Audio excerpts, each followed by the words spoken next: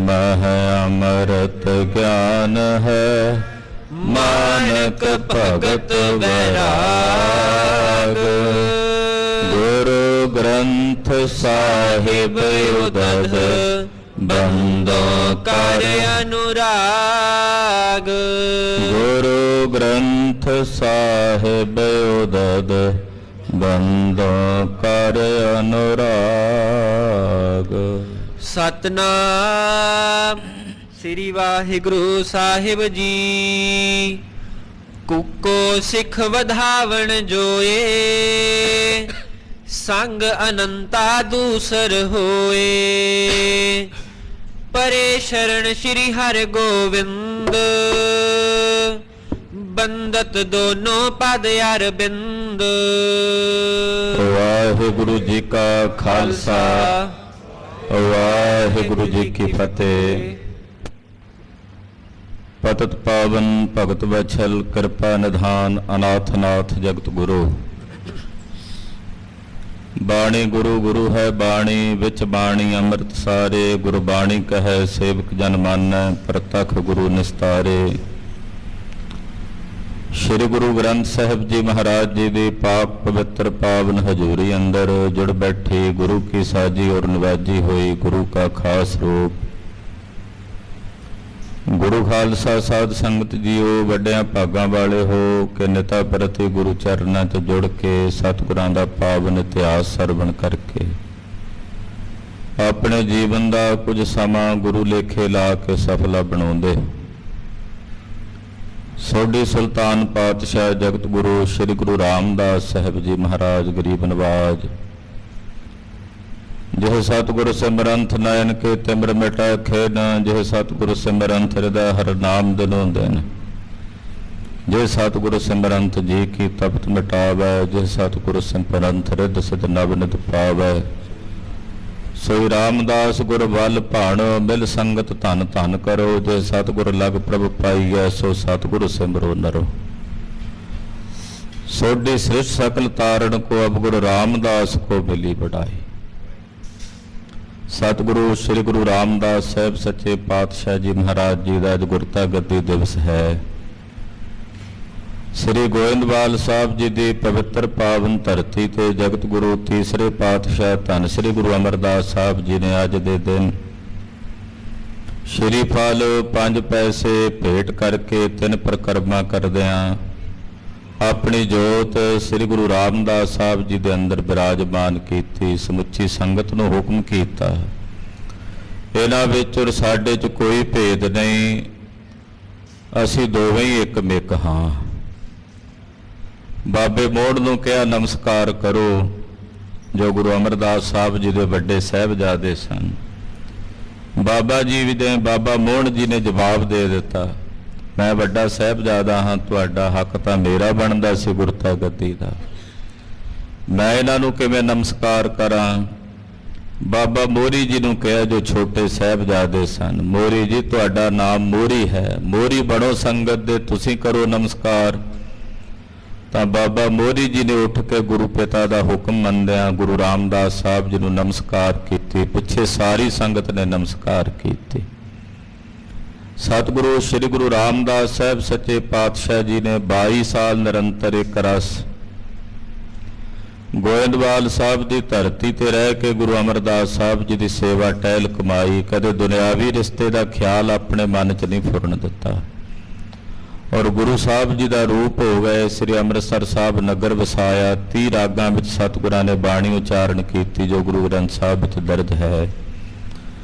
ऐसे दीन दयाल सतगुरु श्री गुरु रामदास साहब जी के पावन गुरता गद्दी दिवस दियां समूह गुरु कियां साजियां नवाजियां संगतां नूं लख लख वधाइयां होवण।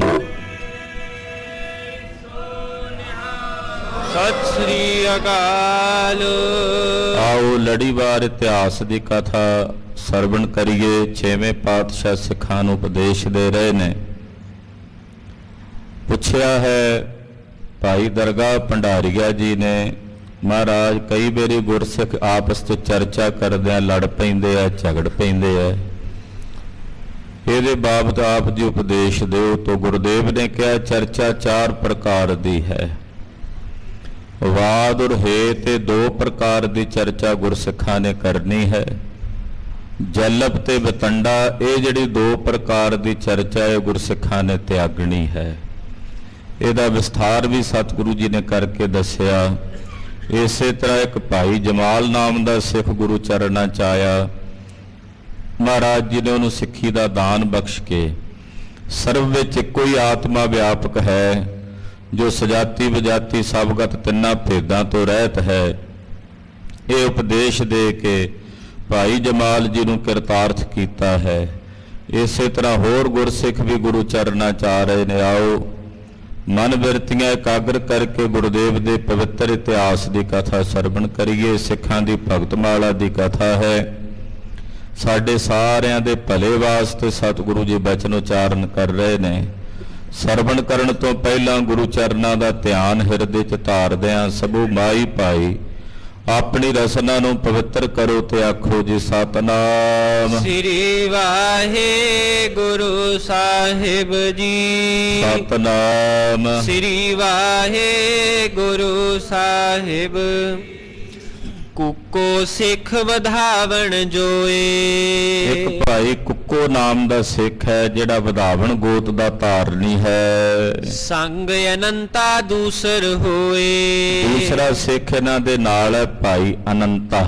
ਭਾਈ ਕੁੱਕੋ ਜੀ ਔਰ ਭਾਈ ਅਨੰਤਾ ਜੀ ਪਰੇ ਸ਼ਰਨ ਸ਼੍ਰੀ ਹਰਿਗੋਬਿੰਦ। ਇਹ ਦੋਵੇਂ ਗੁਰਸਿੱਖ ਸ੍ਰੀ ਗੁਰੂ ਹਰਗੋਬਿੰਦ ਸਾਹਿਬ ਜੀ ਦੀ ਸ਼ਰਨ ਆਏ ਨੇ। ਸ੍ਰੀ ਅੰਮ੍ਰਿਤਸਰ ਸਾਹਿਬ ਬੜੇ ਅਦਬ ਨਾਲ ਸਤਿਕਾਰ ਨਾਲ ਮਹਾਰਾਜ ਜੀ ਦੇ ਚਰਨਾਂ ਵਿੱਚ ਆ ਕੇ ਗੁਰਸਿੱਖੀ ਧਾਰਨ ਕੀਤੀ। ਪੰਡਤ ਦੋਨੋਂ ਪਦ ਅਰਬਿੰਦ। ਦੋਨਾਂ ਗੁਰਸਿੱਖਾਂ ਨੇ ਭਾਈ ਕੁੱਕੋ ਜੀ ਔਰ ਭਾਈ ਅਨੰਤਾ ਜੀ ਨੇ ਗੁਰਦੇਵ ਦੇ ਸੋਹਣੇ ਜੇ ਚਰਨ ਕਮਲਾਂ ਦੇ ਉੱਤੇ ਬੰਦਨਾ ਕੀਤੀ ਹੈ, ਮੱਥਾ ਟੇਕਿਆ ਹੈ। ਹੱਥ ਜੋੜ ਜੁਗ ਅਰਜ਼ ਗੁਜਾਰੀ। ਹੱਥ ਜੋੜ ਕੇ ਬੜੇ ਅਦਬ ਨਾਲ ਸਤਿਕਾਰ ਨਾਲ ਗੁਰੂ ਚਰਨਾਂ 'ਚ ਅਰਜ਼ੋਈ ਕੀਤੀ। ਮਹਾਰਾਜ ਜੀ ਨੂੰ ਬੇਨਤੀ ਕੀਤੀ। ਭਏ ਗੁਰੂ ਨਾਨਕ ਨਿਰੰਕਾਰੀ। ਕਹਿਣ ਲੱਗੇ ਜੀ ਸਤਿਗੁਰੂ ਸ੍ਰੀ ਗੁਰੂ ਨਾਨਕ ਦੇਵ ਸਾਹਿਬ ਜੀ ਜੋ ਨਿਰੰਕਾਰ ਨੇ ਇਸ ਮਾਤ ਲੋਕ ਦੀ ਧਰਤੀ ਤੇ ਅਕਾਲ ਪੁਰਖ ਦਾ ਅਵਤਾਰ ਨੇ। ਗੁਰੂ ਨਾਨਕ ਸਾਹਿਬ ਔਰ ਪਾਰ ਬ੍ਰਹਮ ਪਰਮੇਸ਼ਰ 'ਚ ਕੋਈ ਭੇਦ ਨਹੀਂ ਹੈ। ਆਪ ਨਾਰਾਇਣ ਕਲਾ ਧਾਰ ਜਗ ਮੈਂ ਪਰਵਰਿਓ, ਨਿਰੰਕਾਰ ਆਕਾਰ ਜੋਤ ਜਗ ਮੰਡਲ ਕਰਿਓ। ਪਾਰ ਬ੍ਰਹਮ ਪਰਮੇਸ਼ਰ ਦਾ ਅਵਤਾਰ ਨੇ ਸਤਿਗੁਰੂ ਗੁਰੂ ਨਾਨਕ ਸਾਹਿਬ। ਕੀਨਸ ਅੰਗੀਕਾਰ ਕਰਾਹ। ਸਤਿਗੁਰੂ ਗੁਰੂ ਨਾਨਕ ਸਾਹਿਬ ਜੀ ਨੇ ਆਪਣੇ ਘਰ ਵਿੱਚ ਕੜਾਹ ਪ੍ਰਸ਼ਾਦ ਦੀ ਦੇਗ ਨੂੰ ਪ੍ਰਵਾਨ ਕੀਤਾ। ਪ੍ਰਸ਼ਾਦ ਤਾਂ ਹੋਰ ਵੀ ਬਹੁਤ ਸਾਰੇ ਸਥਾਨਾਂ ਤੇ ਕਿਤੇ ਕੋਈ ਪ੍ਰਸ਼ਾਦ ਚੜ੍ਹਦਾ, ਕਿਤੇ ਕੋਈ ਚੜ੍ਹਦਾ, ਪਰ ਗੁਰੂ ਨਾਨਕ ਸਾਹਿਬ ਜੀ ਨੇ ਆਪਣੇ ਘਰ ਵਿੱਚ ਕੇਵਲ ਕੜਾਹ ਪ੍ਰਸ਼ਾਦ ਦੀ ਜਿਹੜੀ ਦੇਗ ਹੈ ਉਸੇ ਨੂੰ ਪ੍ਰਵਾਨ ਕੀਤਾ ਹੈ। ਅਪਰ ਪ੍ਰਸਾਦ ਕੀਓ ਹਿਤ ਨਾਹ। ਸਤਿਗੁਰੂ ਗੁਰੂ ਨਾਨਕ ਸਾਹਿਬ ਜੀ ਦੇ ਘਰ ਵਿੱਚ ਕੇਵਲ ਕੜਾਹ ਪ੍ਰਸ਼ਾਦ ਦੀ ਅਰਦਾਸ ਹੁੰਦੀ ਹੈ। ਜਦੋਂ ਭੋਗ ਲੱਗਦਾ ਪ੍ਰਵਾਨਤਾ ਵਾਸਤੇ ਬੇਨਤੀ ਹੁੰਦੀ ਹੈ। ਮਹਾਰਾਜ ਹੋਰ ਕੋਈ ਪ੍ਰਸ਼ਾਦ ਗੁਰੂ ਨਾਨਕ ਸਾਹਿਬ ਨੇ ਕਿਉਂ ਨਹੀਂ ਅੰਗੀਕਾਰ ਕੀਤਾ? ਕੇਵਲ ਕੜਾਹ ਪ੍ਰਸ਼ਾਦ ਦੀ ਦੇਗ ਹੀ ਪ੍ਰਵਾਨ ਕੀਤੀ ਹੈ। ਗੁਰੂ ਘਰ ਦੇ ਵਿੱਚ ਕੇਵਲ ਜਦੋਂ ਅਰਦਾਸ ਬੇਨਤੀ ਕਰਨੀ ਹੋਵੇ ਤੇ ਆਪਾਂ ਕੜਾਹ ਪ੍ਰਸ਼ਾਦ ਦੀ ਦੇਗ ਤਿਆਰ ਕਰਕੇ ਬੇਨਤੀ ਅਰਦਾਸ ਕਰਦੇ ਹਾਂ। ਤੇ ਪ੍ਰਸ਼ਾਦ ਤਾਂ ਹੋਰ ਵੀ ਹੁੰਦੇ ਕਈ ਤਰ੍ਹਾਂ ਦੇ, ਪਰ ਉਹ ਪ੍ਰਸ਼ਾਦ ਗੁਰੂ ਨਾਨਕ ਸਾਹਿਬ ਨੇ ਸਵੀਕਾਰੇ ਨਹੀਂ। ਖਾਲਸਾ ਜੀ ਜਿਹੜੀ ਸਭ ਤੋਂ ਪਹਿਲੀ ਕੜਾਹ ਪ੍ਰਸ਼ਾਦ ਦੀ ਦੇਗ ਹੈ ਉਹ ਗੁਰੂ ਨਾਨਕ ਸਾਹਿਬ ਜੀ ਨੇ ਯੋਗੀਆਂ ਦੇ ਨਾਲ ਚਰਚਾ ਕਰਦਿਆਂ ਉੱਥੇ ਪ੍ਰਗਟ ਕੀਤੀ। ਦੋ ਪ੍ਰਮਾਣ ਆਉਂਦੇ ਆ। ਇੱਕ ਤਾਂ ਯੋਗੀਆਂ ਨੇ ਕਿਹਾ ਜੀ ਸਾਨੂੰ ਕੋਈ ਇਹੋ ਜਿਹਾ ਪ੍ਰਸ਼ਾਦ ਛਕਾਓ ਜਿਹਦੇ ਨਾਲ ਸਾਡਾ ਪੇਟ ਵੀ ਭਰ ਜਾਏ ਤੇ ਸਾਨੂੰ ਦੰਦ, ਕਿਉਂਕਿ ਦੰਦ ਕੋਈ ਨਹੀਂ ਸੀ ਯੋਗੀਆਂ ਦੇ ਮੂੰਹ 'ਚ, ਤੇ ਸਾਨੂੰ ਦੰਦਾਂ ਦੀ ਵੀ ਲੋੜ ਨਾ ਪਵੇ। ਦੂਸਰਾ ਪ੍ਰਮਾਣ ਆਉਂਦਾ ਹੈ ਕਿ ਜਦੋਂ ਸਤਿਗੁਰੂ ਜੀ ਨੇ ਦਸਤਗੀਰ ਦੇ ਪੁੱਤਰ ਨੂੰ ਲੱਖ ਪਤਾਲ ਲੱਖ ਆਕਾਸ਼ ਵਿਖਾਏ, ਉਦੋਂ ਮਹਾਰਾਜ ਜੀ ਭਾਈ ਗੁਰਦਾਸ ਸਾਹਿਬ ਜੀ ਲਿਖਦੇ ਧੁਰੋਂ ਪਤਾਲੋਂ ਲਈ ਕੜਾਈ। ਕੜਾਹ ਪ੍ਰਸ਼ਾਦ ਦੀ ਦੇਗ ਲਿਆਂਦੀ ਸੀ ਪਤਾਲ ਚੋਂ। ਉਹ ਦੋ ਪ੍ਰਮਾਣ ਇਤਿਹਾਸ ਵਿੱਚ ਜਨਮ ਸਾਖੀਆਂ ਚ ਆਉਂਦੇ। ਤੋ ਗੁਰੂ ਪਾਤਸ਼ਾਹ ਨੇ ਕੜਾਹ ਪ੍ਰਸ਼ਾਦ ਦੀ ਦੇਗ ਨੂੰ ਸਵੀਕਾਰ ਕੀਤਾ। ਗੁਰੂ ਘਰ ਦੇ ਵਿੱਚ ਹੁਣ ਤੱਕ ਵੀ ਇਹੀ ਮਰਿਆਦਾ ਹੈ। ਕੜਾਹ ਪ੍ਰਸ਼ਾਦ ਦੀਆਂ ਦੇਗਾਂ ਲੈ ਕੇ ਸੰਗਤਾਂ ਗੁਰੂ ਚਰਨਾਂ 'ਚ ਹਾਜ਼ਰ ਹੁੰਦੀਆਂ। तो भाई कुक्को जी और भाई अनंता जी ने बेनती की थी, महाराज होर कोई प्रसाद वो भला गुरु नानक साहब ने क्यों नहीं अंगीकार किया, केवल कड़ा प्रसाद दी देग ही क्यों अंगीकार कीती है। इसमें क्या कारण गुर राखा। ਇਹਦੇ ਤੇ ਮਹਾਰਾਜ ਜੀ ਕੀ ਕਾਰਨ ਗੁਰੂ ਨਾਨਕ ਸਾਹਿਬ ਨੇ ਸੋਚਿਆ ਚਿਤਵਿਆ ਹੋਵੇਗਾ, ਇਹੋ ਜਿਹਾ ਕਿਹੜਾ ਕਾਰਨ ਮਹਾਰਾਜ ਜੀ ਨੇ ਜਾਣਿਆ ਹੋਵੇਗਾ ਕਿ ਕੇਵਲ ਕੜਾ ਪ੍ਰਸ਼ਾਦ ਦੀ ਦੇਗ ਨੂੰ ਅੰਗੀਕਾਰ ਕੀਤਾ, ਕਿਸੇ ਹੋਰ ਪ੍ਰਸ਼ਾਦ ਨੂੰ ਸਵੀਕਾਰ ਨਹੀਂ ਕੀਤਾ। ਨਹਿ ਪਕਵਾਨ ਆਨ ਕੋ ਕਾਂਖਾ। ਪਕਵਾਨ ਬਣਦੇ ਹੋਰ ਕਈ ਤਰ੍ਹਾਂ ਦੀਆਂ ਮਠਿਆਈਆਂ ਹੁੰਦੀਆਂ ਨੇ, ਕਿਸੇ ਹੋਰ ਪਕਵਾਨ ਦੀ ਮਹਾਰਾਜ ਜੀ ਨੇ ਕਾਂਖਾ ਹੀ ਨਹੀਂ ਕੀਤੀ। ਗੁਰੂ ਨਾਨਕ ਸਾਹਿਬ ਨੇ ਆਪਣੇ ਘਰ 'ਚ ਕੋਈ ਸੰਗਤ ਆਉਂਦੀ ਤਾਂ ਵੀ ਉਹਨਾਂ ਨੂੰ ਕੜਾ ਪ੍ਰਸ਼ਾਦ ਦੀ ਦੇਗ ਹੀ ਵਰਤਾਈ ਜਾਂਦੀ ਹੈ। ਸੁਨ ਸ਼੍ਰੀ ਮੁਖ ਤੇ ਬਾਕ ਉਚਾਰਾ। ਜਦੋਂ ਛੇਵੇਂ ਪਾਤਸ਼ਾਹ ਨੇ ਭਾਈ ਕੁੱਕੋ ਤੇ ਭਾਈ ਅਨੰਤਾ ਜੀ ਦੀ ਇਹ ਬੇਨਤੀ ਸੁਣੀ, ਉਹਨਾਂ ਦੇ ਅੰਦਰ ਦਾ ਜਿਹੜਾ ਇਹ ਸਵਾਲ ਸੀ ਸੁਣਿਆ, ਸੁਣ ਕੇ ਮਹਾਰਾਜ ਛੇਵੇਂ ਪਾਤਸ਼ਾਹ ਸ੍ਰੀ ਗੁਰੂ ਹਰਗੋਬਿੰਦ ਸਾਹਿਬ ਜੀ ਬੋਲੇ, ਉੱਤਮ ਲਖ ਹੋ ਗੁਰੂ ਅਵਤਾਰਾ। ਕਹਿਣ ਲੱਗੇ ਭਾਈ ਕੁੱਕੋ ਜੀ, ਭਾਈ ਅਨੰਤਾ ਜੀ, ਦੁਨੀਆ ਦੇ ਜਿੰਨੇ ਵੀ ਅਵਤਾਰ ਹੋਏ ਨੇ ਉਹਨਾਂ ਸਾਰੇ ਅਵਤਾਰਾਂ ਚੋਂ ਸਭ ਤੋਂ ਉੱਤਮ ਅਵਤਾਰ ਜਗਤ ਗੁਰੂ ਗੁਰੂ ਨਾਨਕ ਸਾਹਿਬ ਦਾ ਅਵਤਾਰ ਹੈ, ਕਿਉਂਕਿ ਅਨੰਤ ਕਲਾਵਾਂ ਦੇ ਮਾਲਕ ਨੇ। ਅਨੰਤ ਕਲਾ ਲੈ ਠਾਕੁਰ ਚੜਿਆ। ਪਹਿਲੇ ਜਿਤਨੇ ਅਵਤਾਰ ਕੁਝ ਕਲਾਵਾਂ ਲੈ ਕੇ ਸੰਸਾਰ ਚ ਆਏ, ਗੁਰੂ ਨਾਨਕ ਸਾਹਿਬ ਆਪ ਪਰਮੇਸ਼ਵਰ, ਇਸ ਕਰਕੇ ਜਿੰਨੇ ਵੀ ਅਵਤਾਰ ਨੇ ਉਹਨਾਂ ਅਵਤਾਰਾਂ ਚੋਂ ਸਭ ਤੋਂ ਉੱਤਮ ਅਵਤਾਰ ਜਗਤ ਗੁਰੂ ਗੁਰੂ ਨਾਨਕ ਸਾਹਿਬ ਦਾ, ਕਿਉਂਕਿ ਕਲਯੁਗ ਦੇ ਅਵਤਾਰ ਹਨ। ਕਲਯੁਗ ਦੇ ਅਵਤਾਰ ਦੁਆਪਰ ਯੁੱਗ ਦੇ ਬਾਅਦ ਜਦੋਂ ਕਲਯੁਗ ਲੱਗਣਾ ਸੀ ਨਾ, ਤੇ ਭਗਵਾਨ ਕ੍ਰਿਸ਼ਨ ਜੀ ਨੇ ਵੇਖਿਆ, ਪਾਂਡਵਾਂ ਨੂੰ ਕਹਿੰਦੇ ਵੀ ਹੁਣ ਕਲਯੁਗ ਲੱਗਣ ਵਾਲਾ, ਹੁਣ ਆਪਣਾ ਸਮਾਂ ਨਹੀਂ ਚੱਲੀਏ, ਹੁਣ ਆਪਾਂ ਸਮਾ ਜਾਈਏ। ਯਾਨੀ ਕਿ ਕਲਯੁਗ ਵਿੱਚ ਜਿਹੜਾ ਅਵਤਾਰ ਚਾਹੀਦਾ ਸੀ ਉਹ ਬੜਾ ਬਲੀ ਚਾਹੀਦਾ। तो गुरु नानक साहब सच्चे पातशाह आप परमेश्वर इस संसार विच आए, तो दुनिया के जिन्ने अवतार ने, भाई कुक्को जी, भाई अनंता जी, सब तो उत्तम अवतार जगत गुरु गुरु नानक साहब का अवतार है। सब ते उत्तम तथा कराहू। जिवें गुरु नानक साहब जी सब तो उत्तम अवतार ने, इसे तरह दुनिया के जिन्ने प्रसाद ने ਉਹਨਾਂ ਸਾਰੇ ਪ੍ਰਸ਼ਾਦਾਂ ਚੋਂ ਸਭ ਤੋਂ ਉੱਤਮ ਪ੍ਰਸ਼ਾਦ ਕੜਾ ਪ੍ਰਸ਼ਾਦ ਦੀ ਦੇਗ ਹੈ।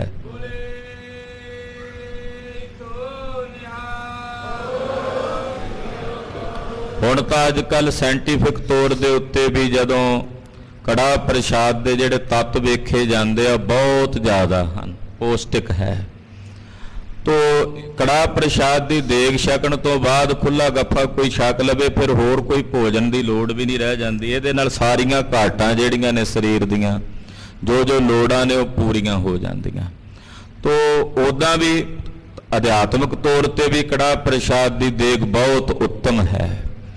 ਜਦੋਂ ਇਹਦੇ 'ਚ ਅੰਨ ਤੇ ਘਿਓ, ਅਗਨੀ, ਜਲ ਇਹਨਾਂ ਦਾ ਮੇਲ ਹੋ ਜਾਂਦਾ ਹੈ, ਪੰਜ ਤੱਤਾਂ ਦੀ ਪੰਚਾਮ੍ਰਿਤ ਬਣਦਾ ਹੈ, ਪੰਜ ਅੰਮ੍ਰਿਤ ਇਹਦੇ 'ਚ ਇਕੱਠੇ ਹੁੰਦੇ, ਤੋ ਇਹ ਪੰਚਾਮ੍ਰਿਤ ਹੋ ਜਾਂਦਾ। ਖੰਡ ਪੈਂਦੀ ਹੈ, ਘਿਓ ਪੈਂਦਾ ਹੈ, ਆਟਾ ਪੈਂਦਾ ਹੈ, ਫਿਰ ਜੋ ਚੌਥਾ ਤੱਤ ਅਗਨੀ ਹੈ, ਇਸੇ ਤਰ੍ਹਾਂ ਪੰਜਵਾਂ ਤੱਤ ਜਲ ਹੈ। ਤੋ ਪੰਚਾਮ੍ਰਿਤ ਕੜਾ ਪ੍ਰਸ਼ਾਦ ਦੀ ਦੇਗ ਤਿਆਰ ਹੁੰਦੀ। ਤੋ ਮਹਾਰਾਜ ਜੀ ਕਹਿੰਦੇ ਜਿਵੇਂ ਗੁਰੂ ਸਾਹਿਬ ਸਭ ਤੋਂ ਉੱਤਮ ਨੇ, ਇਸੇ ਤਰ੍ਹਾਂ ਜਿੰਨੇ ਪ੍ਰਸ਼ਾਦ ਨੇ ਸਭ ਤੋਂ ਉੱਤਮ ਪ੍ਰਸ਼ਾਦ ਕੜਾ ਪ੍ਰਸ਼ਾਦ ਦੀ ਦੇਗ ਹੈ। ਅੰਗੀਕਾਰਿਓ ਸੰਗਤ ਮਾਹੂ। ਇਸੇ ਕਰਕੇ ਸਤਿਗੁਰੂ ਜੀ ਨੇ ਕੜਾ ਪ੍ਰਸ਼ਾਦ ਦੀ ਦੇਗ ਨੂੰ ਅੰਗੀਕਾਰ ਕੀਤਾ ਤੇ ਉਹੀ ਆਪਣੇ ਸੰਗਤ ਵਿੱਚ ਵਰਤਾਈ ਹੈ। ਤਿਮ ਗੁਰ ਸ਼ਬਦ ਅਹੈ ਉਪਦੇਸ਼। ਇਸੇ ਤਰ੍ਹਾਂ ਜਿਵੇਂ ਗੁਰਬਾਣੀ ਇਹ ਵੀ ਸਭ ਤੋਂ ਉੱਤਮ ਹੈ, ਸਤਿਗੁਰੂ ਜੀ ਉੱਤਮ, ਫਿਰ ਕੜਾ ਪ੍ਰਸ਼ਾਦ ਦੀ ਦੇਗ ਉੱਤਮ, ਗੁਰਬਾਣੀ ਵੀ ਉੱਤਮ।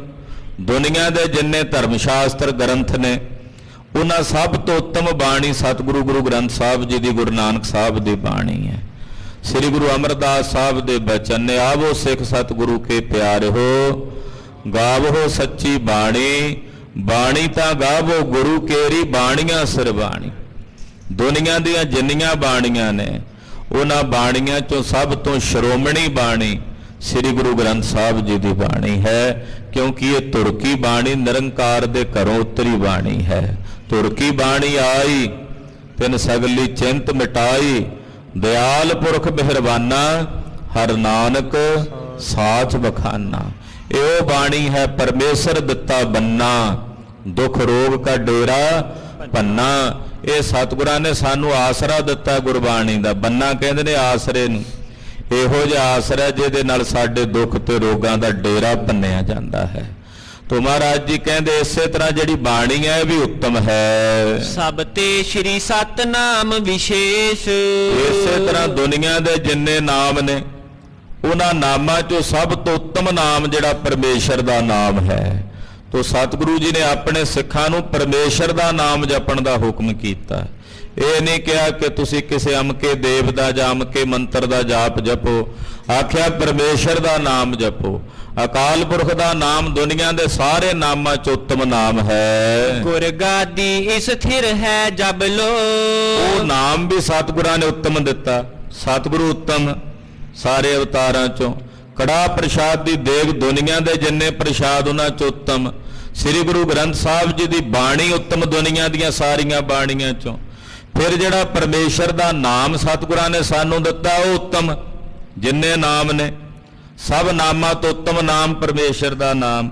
ਇਹ ਗੁਰਗੱਦੀ ਜਿਹੜੀ ਹੈ ਪਾਤਸ਼ਾਹ ਜੀ ਦੀ, ਮਹਾਰਾਜ ਜੀ ਕਹਿੰਦੇ ਜਦੋਂ ਤੱਕ ਇਹ ਰਹੇਗੀ ਸੰਸਾਰ 'ਚ, ਦਸਵੇਂ ਜਾਮੇ ਤੱਕ ਅਸੀਂ ਵਰਤਣਾ ਹੈ। ਉਦੋਂ ਤਾਈਂ ਜੋ ਜੋ ਉੱਤਮ ਸਾਨੂੰ ਮਿਲੇਗਾ, ਬੀਨ ਬੀਨ ਨੀਕੀ ਵਥ ਤਬ ਲੋ। ਉਦੋਂ ਤੱਕ ਉੱਤਮ ਵਸਤੂਆਂ ਚੁਣ ਚੁਣ ਕੇ ਅਸੀਂ ਆਪਣੇ ਸਿੱਖਾਂ ਨੂੰ ਬਖਸ਼ਦੇ ਜਾਵਾਂਗੇ। ਜੋ ਉੱਤਮ ਹੋਵੇਗਾ ਉਹ ਆਪਣੇ ਸਿੱਖਾਂ ਨੂੰ ਬਖਸ਼ਾਂਗੇ। ਨਿਜ ਸਿੱਖਨ ਕੋ ਸਭ ਹੀ ਦੈ ਹੈ। ਜੋ ਉੱਤਮ ਹੈ ਉਹ ਆਪਣੇ ਸਿੱਖਾਂ ਨੂੰ ਬਖਸ਼ਾਂਗੇ। ਦਸਵੇਂ ਜਾਮੇ ਤੱਕ ਸਤਿਗੁਰੂ ਜੀ ਨੇ ਕਿੰਨੀ ਕਿਰਪਾ ਕੀਤੀ, ਕਿੰਨਾ ਕੁਝ ਬਖਸ਼ਿਆ। ਗੁਰੂ ਨਾਨਕ ਸਾਹਿਬ ਜੀ ਨੇ ਬਖਸ਼ਣਾ ਸ਼ੁਰੂ ਕੀਤਾ। ਤੋ ਦਸਵੇਂ ਜਾਮੇ ਤੱਕ ਮਹਾਰਾਜ ਜੀ ਨੇ ਜਿਹੜੀ ਸਾਨੂੰ ਰਹਿਣੀ ਬਹਿਣੀ ਖੰਡੇ ਦੀ ਪਹੁਲ ਦਿੱਤੀ, 5 ਕੱਕਿਆਂ ਦੀ ਮਰਿਆਦਾ ਦਿੱਤੀ। ਇਹ ਗਰੀਬ ਨਵਾਜ ਪਾਤਸ਼ਾਹ ਜੀ ਨੇ ਸਾਨੂੰ ਬਹੁਤ ਉੱਤਮ ਵਸਤੂਆਂ ਬਖਸ਼ੀਆਂ। ਗੁਰੂ ਖਾਲਸਾ ਜੀ 5 ਕਕਾਰ ਜਦੋਂ ਦਸਵੇਂ ਜਾਮੇ 'ਚ ਸਤਿਗੁਰੂ ਜੀ ਨੇ ਬਖਸ਼ਿਸ਼ ਕੀਤੇ, ਕੜਾ ਬਖਸ਼ਿਆ, ਕੇਸ ਬਖਸ਼ੇ, ਦਸਤਾਰ ਬਖਸ਼ੀ ਹੈ, ਕੰਘਾ ਬਖਸ਼ਿਆ ਹੈ, ਤੇੜ ਕਛਹਿਰਾ ਬਖਸ਼ਿਆ ਹੈ, ਕਿਰਪਾਨ ਸ਼੍ਰੀ ਸਾਹਿਬ ਬਖਸ਼ੀ ਹੈ। ਇਹ ਸਭ ਉੱਤਮ ਵਸਤੂਆਂ ਦਿੱਤੀਆਂ ਸਤਿਗੁਰਾਂ ਨੇ। ਅਕਾਲ ਪੁਰਖ ਜੀ ਨੇ 10 ਜਾਮਿਆਂ ਦੇ ਵਿੱਚ ਵਰਤ ਕੇ ਸਾਨੂੰ ਉੱਤਮ ਵਸਤੂਆਂ ਚੁਣ ਚੁਣ ਕੇ ਦਿੱਤੀਆਂ ਹਨ। ਦੇਵਤਿਆਂ ਵਾਲੀਆਂ ਵਸਤੂਆਂ ਦਿੱਤੀਆਂ। ਇਹ ਗੱਲ ਵੱਖਰੀ ਹੈ ਕਿ ਕਲਯੁਗ ਦੇ ਮਨੁੱਖ ਅੰਮ੍ਰਿਤ ਨੂੰ ਛੱਡ ਕੇ ਜ਼ਹਿਰ ਵਾਲੇ ਪਾਸੇ ਦੌੜਦੇ, ਕਿਉਂਕਿ ਅੰਮ੍ਰਿਤ ਕੌੜਾ ਲੱਗਦਾ ਹੈ। ਜਿਹੜੀ ਵਿਖਿਆ ਉਹ ਮਿੱਠੀ ਲੱਗਦੀ ਹੈ ਕਲਯੁਗ ਦੇ ਲੋਕਾਂ ਨੂੰ। ਤੋ ਜਿਹੜੀ ਗੁਰੂ ਸਾਹਿਬ ਜੀ ਦੀ ਦੱਸੀ ਰਹਿਣੀ ਬਹਿਣੀ ਮਰਿਆਦਾ ਮਹਾਰਾਜ ਜੀ ਦੀਆਂ ਬਖਸ਼ੀਆਂ ਦਾਤਾਂ ਨੇ, ਉਹ ਇਹਨੂੰ ਨਹੀਂ ਚੰਗੀਆਂ ਲੱਗਦੀਆਂ ਕਲਯੁਗ ਦੇ ਬੰਦਿਆਂ ਨੂੰ। ਇਹਨਾਂ ਨੂੰ ਕਲਯੁਗੀ ਚੀਜ਼ਾਂ ਚੰਗੀਆਂ ਲੱਗਦੀਆਂ। ਤਦੇ ਤੇ ਬੇਮਰਿਆਦਾ ਹੋ ਕੇ ਜਿਹੜੇ ਕੰਮ ਨੇ ਉਹੀ ਕਰੀ ਜਾਂਦਾ। ਸੋ 6ਵੇਂ ਪਾਤਸ਼ਾਹ ਕਹਿ ਰਹੇ ਨੇ, ਭਾਈ ਕੁੱਕੋ ਜੀ, ਭਾਈ ਅਨੰਤਾ ਜੀ, ਅਸੀਂ ਜਦੋਂ ਤੱਕ ਗੁਰਗੱਦੀ ਤੇ ਵਰਤਾਂਗੇ ਉਦੋਂ ਤੱਕ ਜਿਹੜੀਆਂ ਵਸਤੂਆਂ ਉੱਤਮ ਨੇ ਉਹ ਚੁਣ ਚੁਣ ਕੇ ਆਪਣੇ ਸਿੱਖਾਂ ਨੂੰ ਬਖਸ਼ਾਂਗੇ। ਬੜ ਭਾਗੀ ਗੁਰਮੁਖ ਬਨ ਲੈ ਹੈ। ਜਿਹੜੇ ਵੱਡਿਆਂ ਭਾਗਾਂ ਵਾਲੇ ਗੁਰਮੁਖ ਬਣਨਗੇ ਸਿੱਖ, ਉਹ ਗੁਰੂ ਦੇ ਮੁਖ ਦੁਆਰਾ ਗੁਰਮੁਖ ਬਣ ਕੇ ਦਾਤਾਂ ਪ੍ਰਾਪਤ ਕਰਨਗੇ। ਜਗ ਸਾਰੇ ਮਹਿਸਾਰ ਨਿਕਾਰੈ। ਸਾਰੇ ਜਗਤ ਵਿੱਚ ਜੋ ਸਾਰ ਹੈ, ਨਿਚੋੜ ਹੈ, ਤਤ ਹੈ, ਦੇ ਗੁਰ ਸਿੱਖ ਸੋ ਅੰਗੀਕਾਰੈ। ਅਸੀਂ ਉਹੀ ਆਪਣੇ ਸਿੱਖਾਂ ਨੂੰ ਬਖਸ਼ਣਾ। ਸਾਡੇ ਸਿੱਖ ਉਹਨਾਂ ਦਾਤਾਂ ਨੂੰ ਲੈ ਕੇ ਅੰਗੀਕਾਰ ਕਰਕੇ ਆਪਣਾ ਜੀਵਨ ਸਫਲਾ ਕਰਨਗੇ। ਸ਼ਰੂਤੀ ਸ਼ਾਸਤਰਨ ਸਾਰ ਨਿਕਾਰੈ। ਜਿਵੇਂ ਦੁਨੀਆ ਦੇ ਧਰਮ ਗ੍ਰੰਥਾਂ 'ਚ ਗਿਆਨ ਕਿਹਾ ਗਿਆ ਹੈ, ਗਤਦਾਇਕ ਜਿਮ ਸ਼ਬਦ ਉਚਾਰੈ। ਉਹ ਜੋ ਸੰਸਕ੍ਰਿਤ 'ਚ ਕਿਹਾ ਗਿਆ, ਜੋ ਬਹੁਤ ਡੂੰਘੀਆਂ ਭਾਸ਼ਾਵਾਂ ਵਿੱਚ ਕਿਹਾ ਗਿਆ, ਲੋਕਾਂ ਤੱਕ ਪਹੁੰਚਦਾ ਹੀ ਨਹੀਂ ਸੀ।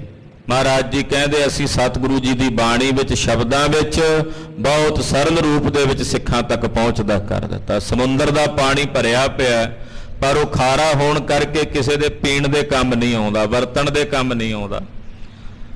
ਸਤਿਗੁਰਾਂ ਦੀ ਬਾਣੀ ਮੌਲੇ ਧਾਰ ਵਰਖਾ ਹੈ ਜੋ ਸਾਰਿਆਂ ਦੇ ਕੰਮ ਆਉਂਦੀ ਹੈ। ਹਾਂਜੀ, ਉੱਤਮ ਵਸਤ ਗੁਰੂ ਘਰ ਮਾਹੀ। ਗੁਰੂ ਘਰ ਵਿੱਚ ਜੋ ਕੁਝ ਵੀ ਹੈ ਉੱਤਮ ਹੈ।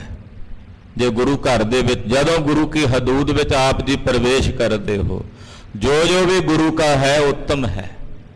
ਜੇ ਗੁਰੂ ਸਾਹਿਬ ਦੇ ਨਿਸ਼ਾਨ ਝੂਲਦੇ ਉੱਤਮ, ਗੁਰੂ ਸਾਹਿਬ ਦੇ ਨਗਾਰੇ ਉੱਤਮ, ਗੁਰੂ ਕੀ ਸੰਗਤ ਵਿੱਚ ਆਓ, ਮਹਾਰਾਜ ਜੀ ਦੇ ਸੋਹਣੇ ਚੰਦੋਏ ਤਣੇ ਹੋਣ, ਸੋਹਣੇ ਸਰੂਪਾਂ ਦੇ ਪ੍ਰਕਾਸ਼, ਹਰ ਇੱਕ ਸ਼ੈ ਉੱਤਮ ਹੈ ਇੱਥੇ। ਗੁਰੂ ਸਾਹਿਬ ਜੀ ਦੀ ਹਦੂਦ ਵਿੱਚ, ਗੁਰੂ ਸਾਹਿਬ ਦੀ ਹਜ਼ੂਰੀ ਵਿੱਚ ਜੋ ਉੱਤਮ ਹੈ ਉਹੀ ਗੁਰੂ ਸਾਹਿਬ ਜੀ ਨੇ ਰੱਖਿਆ ਹੈ। ਲਹੈ ਸਿੱਖ ਤਿਨ ਦੁਖ ਕਬ ਨਾਹੀ। ਜਿਹੜੇ ਗੁਰਸਿੱਖ ਨੇ ਨਾ ਉੱਤਮ ਵਸਤੂਆਂ ਨੂੰ ਗੁਰੂ ਚਰਨਾਂ 'ਚੋਂ ਆ ਕੇ ਪ੍ਰਾਪਤ ਕਰਦੇ ਹਨ, ਜਿਹੜੇ ਨਾ ਉੱਤਮ ਚੀਜ਼ਾਂ ਨੂੰ ਮਾਣਦੇ ਨੇ, ਉਹਨਾਂ ਨੂੰ ਫਿਰ ਕਿਸੇ ਪ੍ਰਕਾਰ ਦਾ ਦੁੱਖ ਨਹੀਂ ਵਿਆਪਦਾ, ਉਹ ਕਿਸੇ ਪ੍ਰਕਾਰ ਦੇ ਦੁੱਖ ਕਰਕੇ ਪੀੜਤ ਨਹੀਂ ਹੁੰਦੇ। ਸੁਨ ਪ੍ਰਸੰਨ ਹੋਏ ਸਭ ਕੋਈ। ਸਤਿਗੁਰੂ ਜੀ ਦੇ ਇਹ ਪਾਵਨ ਅੰਮ੍ਰਿਤ ਬਚਨ ਸਾਰੇ ਸਿੱਖਾਂ ਨੇ ਸੁਣੇ, ਸੁਣ ਕੇ ਬਹੁਤ ਪ੍ਰਸੰਨ ਹੋਏ। ਨਿਵਲਾ ਅਪਰ ਨਿਹਾਲੂ ਦੋਈ। ਇਸੇ ਤਰ੍ਹਾਂ ਖਾਲਸਾ ਜੀ ਦੋ ਗੁਰਸਿੱਖ ਹੋਰ, ਇੱਕ ਦਾ ਨਾਮ ਹੈ ਭਾਈ ਨਿਵਲਾ ਜੀ, ਦੂਜਿਆਂ ਦਾ ਨਾਮ ਹੈ ਭਾਈ ਨਿਹਾਲੂ ਜੀ। ਭਾਈ ਨਿਵਲਾ ਤੇ ਭਾਈ ਨਿਹਾਲੂ ਜੀ ਇਹ ਦੋ ਗੁਰਸਿੱਖ ਆਏ। ਭਾਈ ਨਿਹਾਲੂ ਜੀ ਅੰਮ੍ਰਿਤਸਰ ਸਾਹਿਬ ਦੇ ਜੰਗ 'ਚ ਸ਼ਹੀਦ ਹੋਏ ਆ, ਬੜੇ ਮਹਾਨ ਗੁਰਸਿੱਖ ਹੋਏ, ਅੱਗੇ ਕਥਾ ਆਵੇਗੀ। ਭਾਈ ਨਿਵਲਾ ਜੀ ਔਰ ਭਾਈ ਨਿਹਾਲੂ ਜੀ ਇਹ ਦੋਵੇਂ ਗੁਰਸਿੱਖ ਆਏ। ਬੰਦਨ ਕਰ ਪਦ ਬੈਠ ਉਚਾਰਾ। ਸਤਿਗੁਰੂ ਜੀ ਦੇ ਚਰਨਾਂ ਤੇ ਬੰਦਨਾ ਕਰਕੇ, ਬੜੇ ਅਦਬ ਨਾਲ ਨਮਸਕਾਰ ਕਰਕੇ ਦੋਵੇਂ ਗੁਰਸਿੱਖ ਬੈਠ ਗਏ। ਕਿਮ ਸ਼੍ਰੀ ਗੁਰ ਹਮ ਹੋਏ ਉਧਾਰਾ। ਕਹਿਣ ਲੱਗੇ ਮਹਾਰਾਜ ਸਾਡਾ ਉਧਾਰ ਕਿਵੇਂ ਹੋਵੇ, ਸਾਡੀ ਕਲਿਆਣ ਕਿਵੇਂ ਹੋਵੇ, ਉਹਦਾ ਰਾਹ ਦੱਸੋ ਸਾਨੂੰ ਮਹਾਰਾਜ। ਤੁਸੀਂ ਭੁੱਲਿਆਂ ਭਟਕਿਆਂ ਨੂੰ ਮਾਰਗ ਪਾਉਣ ਵਾਲੇ ਜੇ, ਸਾਨੂੰ ਵੀ ਰਾਹ ਪਾਓ ਮਹਾਰਾਜ, ਸਾਡਾ ਭਲਾ ਕਿਵੇਂ ਹੋਵੇ, ਸਾਡੀ ਕਲਿਆਣ ਕਿਵੇਂ ਹੋਵੇ। ਸੁਨ ਕਰ ਸ਼੍ਰੀ ਹਰਿ ਗੋਬਿੰਦ ਕਹੈ। ਸੁਣ ਕੇ ਛੇਵੇਂ ਪਾਤਸ਼ਾਹ ਜੀ ਮਹਾਰਾਜ ਜੀ ਬੋਲੇ, ਜੋ ਭਾਈ ਨਿਵਲਾ ਤੇ ਨਿਹਾਲੂ ਜੀ ਨੂੰ ਕਿਹਾ ਸਾਨੂੰ ਵੀ ਕਹਿ ਰਹੇ ਨੇ, ਸੁਣੋ ਜੀ। ਸਭ ਕਾਸ਼ਟ ਮਹਿ ਅਗਨੀ ਰਹੈ। ਕਹਿੰਦੇ ਭਾਈ ਨਿਵਲਾ ਜੀ ਜਿੰਨੀ ਬਨਸਪਤੀ ਆ ਲੱਕੜ ਆ, ਲੱਕੜ ਸਾਰੀ ਵਿੱਚ ਅੱਗ ਵਸਦੀ ਹੈ। ਸਗਲ ਬਨਸਪਤ ਮੈਂ ਬੈ ਸੰਤਰ, ਸਗਲ ਦੂਧ ਮੈਂ ਕੀਆ। ਜਿੰਨੀ ਬਨਸਪਤੀ ਹੈ, ਜਿੰਨੀ ਲੱਕੜੀ ਹੈ, ਸਾਰੀ ਵਿੱਚ ਅੱਗ ਹੈ ਕਿ ਨਹੀਂ ਹੈ? ਦਿਸਦੀ ਤਾਂ ਕੋਈ ਨਹੀਂ ਨਾ, ਹੈ ਸਾਰੀ ਵਿੱਚ ਹੀ। ਹਾਂਜੀ। ਬਿਨਾ ਮਥੇ ਨਹਿ ਨਿਕਸ ਪ੍ਰਕਾਸ਼ੈ। ਜਦੋਂ ਤੱਕ ਉਸ ਲੱਕੜ ਨੂੰ ਰਗੜਿਆ ਨਹੀਂ ਜਾਂਦਾ ਉਦੋਂ ਤੱਕ ਉਹਦੇ ਚੋਂ ਅੱਗ ਨਿਕਲਦੀ ਨਹੀਂ ਹੈ। ਅੱਜ ਕੱਲ ਤਾਂ ਚਲੋ ਅੱਗ ਬਾਲਣ ਦੇ ਹੋਰ ਕਈ ਸਾਧਨ ਹੋ ਗਏ, ਪਹਿਲਾਂ ਲੱਕੜੀ ਨੂੰ ਰਗੜ ਕੇ ਉਹਦੇ ਚੋਂ ਅੱਗ ਪੈਦਾ ਕੱਢਦੇ। ਕਹਿੰਦੇ ਅੱਗ ਸਾਰੀ ਲੱਕੜੀ ਵਿੱਚ ਹੈ, ਪਰ ਜਦੋਂ ਉਹਨੂੰ ਰਗੜਿਆ ਜਾਂਦਾ ਫਿਰ ਉਹਦੇ ਚੋਂ ਅੱਗ ਨਿਕਲਦੀ ਹੈ। ਕਾਰਜ ਕਰਹਿ ਨਾ ਸੀਤ ਬਿਨਾਸ਼ੈ। ਪਰ ਜਦੋਂ ਤੱਕ ਰਗੜ ਕੇ ਅੱਗ ਕੱਢੀ ਨਾ ਜਾਵੇ ਉਦੋਂ ਤੱਕ ਉਹ ਲੱਕੜ ਪਈ ਹੋਵੇ, ਤੁਹਾਨੂੰ ਠੰਡ ਲੱਗਦੀ ਹੋਵੇ, ਤੇ ਕੀ ਉਹ ਲੱਕੜ ਤੁਹਾਡੀ ਠੰਡ ਦੂਰ ਕਰ ਸਕਦੀ? ਅੱਗ ਤਾਂ ਹੈ ਉਹਦੇ 'ਚ, ਪਰ ਪ੍ਰਗਟ ਨਹੀਂ ਹੋਈ, ਸਰਦੀ ਤਾਂ ਨਹੀਂ ਦੂਰ ਹੋਣੀ। ਜੇ ਉਸ ਲੱਕੜ ਤੇ ਕੋਈ ਸਬਜ਼ੀ ਭਾਜੀ ਬਣਾਣੀ ਹੋਵੇ ਬਿਨਾਂ ਅੱਗ ਤੋਂ ਬਣਾ ਸਕਦੇ ਆ। ਹਾਲਾਂਕਿ ਲੱਕੜ ਦੇ ਵਿੱਚ ਅੱਗ ਤਾਂ ਹੈ, ਪਰ ਨਾ ਉਹਦੇ ਤੇ ਫੁਲਕਾ ਬਣਨਾ ਹੈ, ਨਾ ਉਹਦੇ ਤੇ ਕੋਈ ਸਬਜ਼ੀ ਭਾਜੀ ਬਣਨੀ ਹੈ, ਨਾ ਉਹਨੇ ਤੁਹਾਡੀ ਠੰਡ ਦੂਰ ਕਰਨੀ ਹੈ। ਉਹਦੇ ਲਈ ਲੱਕੜ 'ਚੋਂ ਅੱਗ ਪ੍ਰਗਟ ਕਰਨੀ ਪਏਗੀ। ਜਦੋਂ ਅੱਗ ਪ੍ਰਗਟ ਕਰੋਗੇ ਤੁਹਾਡੀ ਠੰਡ ਵੀ ਦੂਰ ਕਰੇਗੀ, ਤੁਹਾਨੂੰ ਤਨ ਨੂੰ ਸੇਕ ਵੀ ਦੇਵੇਗੀ। ਫਿਰ ਉਹਦੇ ਤੇ ਭਾਵੇਂ ਗੱਫਾ ਬਣਾਓ, ਭੋਜਨ ਬਣਾਓ, ਕੋਈ ਸਬਜ਼ੀ ਭਾਜੀ ਬਣਾਓ, ਉਹ ਵੀ ਬਣੇਗੀ। ਹਾਂਜੀ। ਜਥਾ ਦੁਗਦ ਮਹਿ ਕ੍ਰਿਤ ਮਿਲ ਰਹਿਓ। ਇਸੇ ਤਰ੍ਹਾਂ ਦੂਸਰੀ ਉਦਾਹਰਣ ਮਹਾਰਾਜ ਜੀ ਦਿੱਤੀ, ਸਗਲ ਦੂਧ ਮੈਂ ਘੀਆ। ਜਿੰਨਾ ਦੁੱਧ ਆ, ਘਿਓ ਜਿਹੜਾ ਦੇਸੀ ਆਪਾਂ ਖਾਂਦੇ ਆ ਹੁੰਦਾ ਤਾਂ ਦੁੱਧ ਵਿੱਚ ਹੀ ਆ ਨਾ, ਪਰ ਦਿਸਦਾ ਕੋਈ ਨਹੀਂ, ਹੁੰਦਾ ਦੁੱਧ 'ਚ ਹੀ ਹੈ। ਹਾਂਜੀ। ਮਥਨ ਕਰੇ ਬਿਨ ਕਿਨਹੁ ਨਾ ਲਹਿਓ। ਦੱਸੋ ਭਲਾ ਰਿੜਕੇ ਬਿਨਾ ਕਿਸੇ ਨੂੰ ਘਿਓ ਮਿਲਿਆ ਉਹਦੇ 'ਚੋਂ? ਹੁੰਦਾ ਤਾਂ ਹੈ ਦੁੱਧ ਵਿੱਚ, ਦਿਸਦਾ ਵੀ ਕੋਈ ਨਹੀਂ, ਪਰ ਰਿੜਕੇ ਬਿਨਾ ਉਹਦੇ 'ਚੋਂ ਕਦੇ ਘਿਓ ਨਹੀਂ ਮਿਲਿਆ ਕਿਸੇ ਨੂੰ। ਜਦੋਂ ਸਤਿਗੁਰੂ ਗੁਰੂ ਨਾਨਕ ਸਾਹਿਬ ਨੂੰ ਦਸਤਗੀਰ ਨੇ ਪੁੱਛਿਆ ਨਾ ਖੁਦਾ ਰਹਿੰਦਾ ਕਿੱਥੇ ਹੈ, ਮਹਾਰਾਜ ਕਹਿੰਦੇ ਪੀਰ ਜੀ ਕੋਈ ਬਾਹਰੋਂ ਆਵੇ ਸੱਜਣ ਉਹਨੂੰ ਜਲ ਪਾਣੀ ਛਕਾਈਦਾ ਕਿ ਭੁੱਖਿਆਂ ਨੂੰ ਹੀ ਸਵਾਲ ਕਰੀ ਜਾਈਦੇ? ਕਹਿੰਦਾ ਜੀ 7 ਵਜੇ ਮੈਂ ਹੁਣੇ ਗਿਆ, ਘਰੋਂ ਗਿਆ, ਦੁੱਧ ਲਿਆਇਆ, ਚੋ ਕੇ ਗਰਮ ਕਰਕੇ ਮਹਾਰਾਜ ਜੀ ਨੂੰ ਦਿੱਤਾ। ਸਤਿਗੁਰੂ ਕਹਿਣ ਲੱਗੇ ਪੀਰ ਜੀ ਇਹ ਦੁੱਧ ਵਿੱਚ ਕੁਝ ਹੈ। ਕਹਿਣ ਲੱਗਾ ਜੀ ਮਹਾਰਾਜ ਮੈਂ ਤਾਂ ਬੜੇ ਪਿਆਰ ਨਾਲ ਸੁੱਚਾ ਦੁੱਧ ਲਿਆਇਆ, ਚੋ ਕੇ ਆਪਣੇ ਹੱਥੀਂ ਗਰਮ ਕਰਕੇ। ਮਹਾਰਾਜ ਕਹਿੰਦੇ ਨਹੀਂ ਕੁਝ ਹੈ। ਕਹਿੰਦਾ ਜੀ ਤੁਸੀਂ ਮੇਰੇ ਤੇ ਸ਼ੱਕ ਕਰ ਦਿਓ ਵੀ ਮੈਂ ਇਹ 'ਚ ਕੀ ਪਾਉਣਾ? ਮਹਾਰਾਜ ਕਹਿੰਦੇ ਤੂੰ ਨਹੀਂ ਪਾਇਆ, ਕੁਦਰਤ ਨੇ ਪਾਇਆ। ਇਹਦੇ 'ਚ ਘਿਓ ਆ ਪਰ ਦਿਸਦਾ ਕੋਈ ਨਹੀਂ। ਜਿਵੇਂ ਇਹਦੇ 'ਚ ਘਿਓ ਹੈ ਦਿਸਦਾ ਕੋਈ ਨਹੀਂ, ਇਦਾਂ ਖੁਦਾ ਰਹਿੰਦਾ ਸਾਰਿਆਂ 'ਚ ਹੈ ਪਰ ਨਜ਼ਰ ਨਹੀਂ ਆਉਂਦਾ। ਤੇ ਦੁੱਧ ਜੋ ਪ੍ਰਗਟ ਕਰਾਂਗੇ ਘਿਓ ਰਿੜਕ ਕੇ ਤਾਂ ਦਿਸਦਾ। ਇਸੇ ਤਰ੍ਹਾਂ ਸਾਧਨਾ ਦੁਆਰਾ ਜਦੋਂ ਪ੍ਰਮਾਤਮਾ ਦੀ ਅਨੁਭਵ ਦੇ ਵਿੱਚ ਆ ਕੇ ਪਰਮੇਸ਼ਰ ਨਿਵਾਸ ਕਰਦਾ ਤੇ ਫਿਰ ਉਹਨੂੰ ਨਿਕਟ ਜਾਣ ਕਰਕੇ ਸਦਾ ਅੰਗ ਸੰਗੇ ਅਭੰਗੰ ਵਿਭੂਤੇ ਵਾਲੀ ਖੇਡ ਪ੍ਰਗਟ ਹੁੰਦੀ ਹੈ ਕਿ ਉਹ ਨਾਲ ਹੈ, ਹਰ ਜਗ੍ਹਾ ਤੇ ਵਸਦਾ। ਸਤਿਗੁਰੂ ਜੀ ਇੱਥੇ ਦੁੱਧ ਦਾ ਵੀ ਪ੍ਰਮਾਣ ਦਿੰਦੇ, ਕਹਿੰਦੇ ਭਾਈ ਨਿਵਲਾ ਜੀ ਜਿਵੇਂ ਦੁੱਧ ਦੇ ਵਿੱਚ ਘਿਓ ਹੁੰਦਾ, ਰਿੜਕੇ ਬਿਨਾ ਦੁੱਧ ਚੋਂ ਘਿਓ ਪ੍ਰਗਟ ਨਹੀਂ ਹੁੰਦਾ। ਤਿਮ ਸਤਿਗੁਰ ਕੇ ਸ਼ਬਦ ਮਝਾਰਾ, ਇਸੇ ਤਰ੍ਹਾਂ ਜਿਹੜਾ ਸਤਿਗੁਰੂ ਜੀ ਦਾ ਸ਼ਬਦ ਹੈ, ਗੁਰਬਾਣੀ ਹੈ, ਆਤਮ ਗਿਆਨ ਬਸੈ ਸੁਖ ਸਾਰਾ। ਗੁਰਬਾਣੀ ਦੇ ਵਿੱਚ ਹੀ ਆਤਮਾ ਦਾ ਗਿਆਨ ਹੈ, ਗੁਰਬਾਣੀ ਦੇ ਵਿੱਚ ਹੀ ਹੈ ਸਭ ਕੁਝ। ਬ੍ਰਹਮ ਗਿਆਨ, ਆਤਮ ਗਿਆਨ ਸਭ ਗੁਰਬਾਣੀ ਦੇ ਵਿੱਚ ਹੈ। ਪਾਠ ਕਰੇ ਹੋਏ ਪੁੰਨ ਮਹਾਨਾ, ਕਹਿੰਦੇ ਜੇ ਕੋਈ ਪਾਠ ਕਰੇ ਗੁਰਬਾਣੀ ਦਾ ਉਹਦਾ ਪੁੰਨ ਬੜਾ, ਮਹਾਤਮ ਬੜਾ ਗੁਰਬਾਣੀ ਪੜਨ ਦਾ। ਹਾਂਜੀ, ਨਾਹੇ ਨਾ ਪ੍ਰਾਪਤ ਆਤਮ ਗਿਆਨ। ਦੁੱਧ ਕੱਲਾ ਪੀ ਲੋ ਫਾਇਦਾ ਤਾਂ ਦੇਗਾ, ਪਰ ਜੇ ਘਿਓ ਚਾਹੀਦਾ ਉਹਨੂੰ ਰਿੜਕਣਾ ਪੈਣਾ। ਇਸੇ ਤਰ੍ਹਾਂ ਗੁਰਬਾਣੀ 'ਚ ਬ੍ਰਹਮ ਗਿਆਨ ਹੈ, ਜਿਵੇਂ ਦੁੱਧ 'ਚ ਘਿਓ ਹੈ ਇਦਾਂ ਗੁਰਬਾਣੀ 'ਚ ਗਿਆਨ ਹੈ, ਬ੍ਰਹਮ ਗਿਆਨ, ਆਤਮ ਗਿਆਨ। ਜੇ ਪਾਠ ਕਰੋਗੇ ਉਹਦਾ ਪੁੰਨ ਬਹੁਤ ਹੈ, ਪਰ ਜੇ ਆਤਮ ਗਿਆਨ ਦੀ ਗੱਲ ਕਰੋ ਤੇ ਕੱਲਾ ਪਾਠ ਕੀਤੇ ਆਤਮ ਗਿਆਨ ਨਹੀਂ ਆਉਣਾ। ਜੇ ਕੱਲਾ ਪਾਠ ਕਰੀ ਜਾਓ ਤੇ ਗੁਰਬਾਣੀ ਨੂੰ ਪੜਨ ਦਾ ਪੁੰਨ ਤਾਂ ਮਿਲੇਗਾ, ਮਹਾਤਮ ਤਾਂ ਹੈ, ਪਰ ਜੇ ਕਹੋ ਆਤਮ ਗਿਆਨ ਦੀ ਪ੍ਰਾਪਤੀ ਹੋ ਜੇ ਉਹ ਨਹੀਂ ਹੋਣੀ। ਉਹਦੇ ਲਈ ਕੀ ਕਰਨਾ ਪਏਗਾ ਦੱਸਦੇ ਨੇ, ਜਬ ਵਿਚਾਰ ਕਰ ਹਿਰਦੇ ਬਿਸਾਵੈ। ਕਹਿੰਦੇ ਜਦੋਂ ਪਾਠ ਕਰਕੇ ਨਾਲ ਗੁਰਬਾਣੀ ਨੂੰ ਵਿਚਾਰ ਕੇ ਜੋ ਗੁਰਬਾਣੀ ਦਾ ਸਿਧਾਂਤ ਹੈ ਉਹਨੂੰ ਆਪਣੇ ਹਿਰਦੇ 'ਚ ਵਸਾਓਗੇ, ਇਹਨੂੰ ਕਹਿੰਦੇ ਨੇ ਰਿੜਕਣਾ, ਫਿਰ ਇਹਦੇ 'ਚ ਆਤਮ ਗਿਆਨ ਦੀ ਤੁਹਾਨੂੰ ਪ੍ਰਾਪਤੀ ਹੋਵੇਗੀ। ਪੁੰਨ ਜ਼ਰੂਰ ਹੈ ਪਾਠ ਪੜਨ ਦਾ, ਪਰ ਆਤਮ ਗਿਆਨ ਨਹੀਂ ਹੋਣਾ। ਆਤਮਾ ਦੇ ਗਿਆਨ ਲਈ ਪਾਵਨ ਬਾਣੀ ਨੂੰ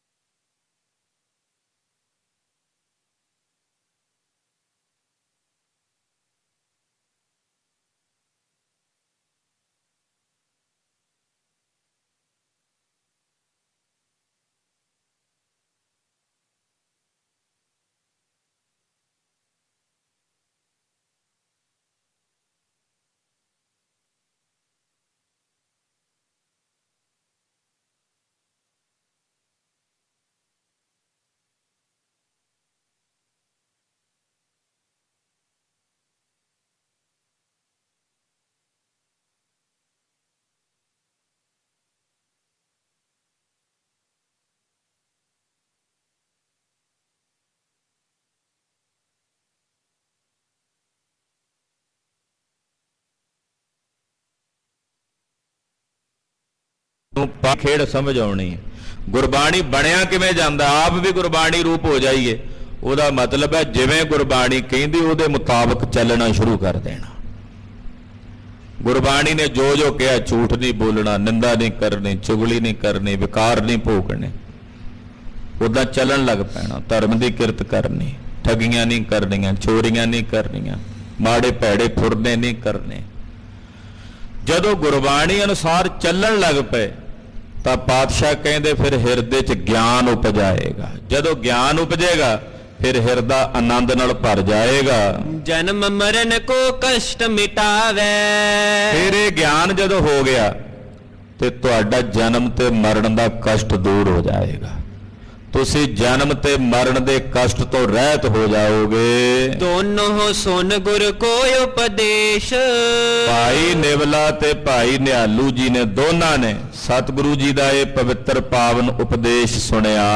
ਮਹਾ ਸੁਮਤ ਜੁਤ ਪੜੇ ਵਿਸ਼ੇਸ਼। ਬੜੇ ਸਿਆਣੇ ਸੂਝਵਾਨ ਸਿੱਖ ਸੀ ਦੋਵੇਂ। ਇਹ ਕਥਾ ਕਰਦੇ ਸੀ, ਭਾਈ ਨਿਵਲਾ ਤੇ ਭਾਈ ਨਿਹਾਲੂ ਜੀ ਨੇ ਕਥਾ ਕਰਦੇ ਸੀ। ਕਥਾ ਕਰਨ ਲੱਗ ਪਏ, ਗੁਰਬਾਣੀ ਨੂੰ ਪੜ੍ਹ ਕੇ ਉਹਨੂੰ ਕਮਾਉਂਦੇ ਜੀਵਨ 'ਚ, ਫਿਰ ਉਹਦੀ ਕਥਾ ਕਰਦੇ। ਲਾਗੇ ਗੁਰ ਕੋ ਸ਼ਬਦ ਵਿਚਾਰਨ ਸਤਿਗੁਰੂ ਜੀ ਦੇ ਸ਼ਬਦਾਂ ਦੀ ਵਿਚਾਰ ਕਰਦੇ। ਜਦੋਂ ਇਹ ਵਿਚਾਰ ਕਰਦੇ ਗੁਰਸਿੱਖ ਬਹਿ ਕੇ ਸੁਣਦੇ ਕੋਲ, ਬਹੁਤ ਸਾਰੀ ਸੰਗਤ ਆ ਕੇ ਇਹਨਾਂ ਕੋਲੋਂ ਸੁਣਦੀ। ਸਤ ਸੰਗਤ ਮਹਿ ਕਥਾ ਉਚਾਰਨ ਸਤ ਸੰਗਤ ਵਿੱਚ ਕਥਾ ਦੀ ਸੇਵਾ ਕਰਿਆ ਕਰਨ ਦੋਵੇਂ, ਭਾਈ ਨਿਵਲਾ ਜੀ ਵੀ ਭਾਈ ਨਿਹਾਲੂ ਜੀ ਵੀ।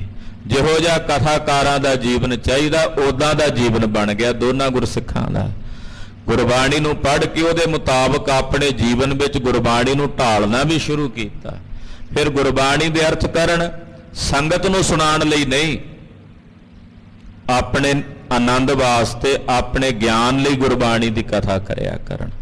ਜਦੋਂ ਕਥਾ ਕਰਿਆ ਕਰਨ ਸੰਗਤ ਵੀ ਸੁਣੇ, ਪਰ ਸੁਣਾਉਣ ਵਾਸਤੇ ਨਹੀਂ, ਆਪਣੇ ਮਨ ਨੂੰ ਸੁਣਾਉਂਦੇ। ਸੁਣਦੀ ਸਾਰੀ ਸੰਗਤ, ਸਭ ਦਾ ਭਲਾ ਹੁੰਦਾ। ਏਦਾਂ ਇਹ ਦੋਵੇਂ ਗੁਰਸਿੱਖ ਤਰ ਗਏ। ਸੁਨ ਤਿਨ ਤੇ ਸ਼ਰੋਤਾ ਹਰ ਖਾਵੇ। ਜਦੋਂ ਭਾਈ ਨਿਵਲਾ ਜੀ ਭਾਈ ਨਿਹਾਲੂ ਜੀ ਕਥਾ ਕਰਿਆ ਕਰਨ, ਸੰਗਤ ਬੜੀ ਖੁਸ਼ ਹੋਵੇ। ਬੜੇ ਪ੍ਰੇਮ ਨਾਲ ਇਹਨਾਂ ਕੋਲੋਂ ਕਥਾ ਸੁਣ ਕੇ ਸਾਰੀ ਸੰਗਤ ਬੜੀ ਆਨੰਦਿਤ ਹੋਵੇ। ਡਰ ਵਿਕਾਰ ਤੇ ਗੁਰਮਤਿ ਪਾਵੇ। ਵਿਕਾਰਾਂ ਤੋਂ ਤੋਬਾ ਕਰਕੇ, ਵਿਕਾਰਾਂ ਤੋਂ ਡਰ ਕੇ ਗੁਰੂ ਦੀ ਮੱਤ ਨੂੰ ਗ੍ਰਹਿਣ ਕਰਦੀ ਸੰਗਤ ਇਹਨਾਂ ਕੋਲੋਂ ਕਥਾ ਸੁਣਦਿਆਂ ਵਿਕਾਰਾਂ ਤੋਂ ਡਰ ਜਾਂਦੇ। ਕਿਉਂਕਿ ਕਥਾ ਵਿੱਚ ਜਦੋਂ ਦੱਸਦੇ ਵੀ ਵਿਕਾਰ ਮਾੜੇ ਐ, ਜੀਵ ਨੂੰ ਗਰਕ ਕਰਦੇ ਆ, ਨਰਕਾਂ 'ਚ ਸੁੱਟਦੇ ਆ, ਤੋ ਸੰਗਤ ਸੁਣ ਕੇ ਵਿਕਾਰਾਂ ਤੋਂ ਡਰ ਕੇ ਜੋ ਗੁਰੂ ਕੀ ਮੱਤ ਹੈ ਉਹਨੂੰ ਸੁਣ ਕੇ ਧਾਰਦੇ ਹਨ। ਸੁਨ ਹੈ ਪ੍ਰੇਮ ਕਰ ਧਰ ਧਰ ਪਾਉ। ਬੜਾ ਭਾਉ ਰੱਖ ਕੇ ਹਿਰਦੇ 'ਚ ਪ੍ਰੇਮ ਧਾਰਨ ਕਰਕੇ ਗੁਰਸਿੱਖ ਕਥਾ ਸੁਣਦੇ ਨੇ। ਬ੍ਰਹਮ ਗਿਆਨ ਲਹਿ ਸਹਿਜ ਸੁਭਾਉ। ਬਹੁਤ ਸਾਰੇ ਗੁਰਸਿੱਖ ਬ੍ਰਹਮ ਗਿਆਨ ਨੂੰ ਪ੍ਰਾਪਤ ਹੋ ਗਏ। ਇਹਨਾਂ ਕੋਲੋਂ ਕਥਾ ਸੁਣਦਿਆਂ ਹੀ ਆਤਮ ਗਿਆਨੀ ਹੋ ਗਏ। ਸ਼ਰੋਤਾ ਬਕਤਾ ਜੇ ਸਮੁਦਾਏ। ਜਿੰਨੇ ਸ਼ਰੋਤਾ ਸੀ ਕਥਾ ਸੁਣਨ ਵਾਲੇ ਜਾਂ ਜਿਹੜੇ ਵਕਤਾ ਸਨ ਕਥਾ ਕਰਨ ਵਾਲੇ, ਜੀਵਨ ਮੁਕਤ ਅਵਸਥਾ ਪਾਏ। ਉਹਨਾਂ ਸਭ ਨੂੰ ਜੀਵਨ ਮੁਕਤ ਅਵਸਥਾ ਦੀ ਪ੍ਰਾਪਤੀ ਹੋ ਗਈ। ਭਾਈ ਨਿਵਲਾ ਤੇ ਨਿਹਾਲੂ ਜੀ ਜੀਵਨ ਮੁਕਤ ਤਾਂ ਹੋਏ, ਜਿਹੜੇ ਉਹਨਾਂ ਕੋਲੋਂ ਕਥਾ ਸੁਣਦੇ ਸਨ ਉਹ ਵੀ ਜੀਵਨ ਮੁਕਤ ਹੋ ਗਏ। ਇਸ ਪ੍ਰਕਾਰ ਭਾ ਬਹੁਤ ਉਧਾਰ। ਇਸ ਪ੍ਰਕਾਰ ਨਾਲ ਬਹੁਤੇ ਜੀਵਾਂ ਦਾ ਉਧਾਰ ਹੋਇਆ, ਬਹੁਤ ਜੀਵਾਂ ਦੀ ਕਲਿਆਣ ਹੋਈ। ਧੰਨ ਧੰਨ ਸਤਿਗੁਰੂ ਉਚਾਰ। ਸਭ ਨੇ ਆਖਿਆ ਸਤਿਗੁਰੂ ਜੀ ਧੰਨ ਹਨ। ਗੁਰੂ ਹਰਗੋਬਿੰਦ ਸਾਹਿਬ ਸੱਚੇ ਪਾਤਸ਼ਾਹ ਜੀ ਧੰਨ ਹਨ। ਦੋਹਰਾ ਮਨਸਾ ਧਾਰ ਸੋ ਤੁਲਸੀਆ ਦਰਗਹਿ ਤਖਤੂ ਧੀਰ। ਕਹਿੰਦੇ ਇੱਕ ਦਿਨ ਫੇਰ ਗੁਰਸਿੱਖ ਆਏ। ਇੱਕ ਦਾ ਨਾਮ ਸੀ ਭਾਈ ਤੁਲਸੀਆ ਜੀ, ਦੂਜਿਆਂ ਦਾ ਨਾਮ ਸੀ ਭਾਈ ਦਰਗਾਹ ਜੀ, ਤੀਜੇ ਸਨ ਭਾਈ ਤਖਤੂ ਜੀ। ਤੀਰਥ ਉੱਪਲ ਸੰਗ ਮਿਲ ਆਏ ਸ਼੍ਰੀ ਗੁਰ ਤੀਰ। ਚੌਥੇ ਸਨ ਭਾਈ ਤੀਰਥ ਉੱਪਲ ਜੀ।